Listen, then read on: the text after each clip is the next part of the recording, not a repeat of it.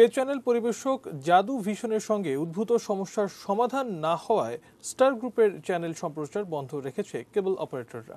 রোববার বিকেলে রাজধানীর একটি হোটেলে অনুষ্ঠিত সংবাদ সম্মেলনে কোঅপ নেতারা জানান, সমাধান না আসা পর্যন্ত এসব চ্যানেল পরিবেশন বন্ধ থাকবে।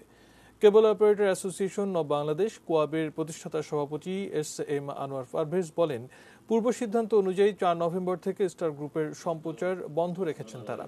তবে যেসব অপারেটর কোঅপের সদস্য নয় তারা সম্প্রচার চালু রেখেছে জানিয়ে আনোয়ার পারভেজ বলেন, দেশের ৭৫% দর্শক এখন এসব চ্যানেল দেখতে পারছে না।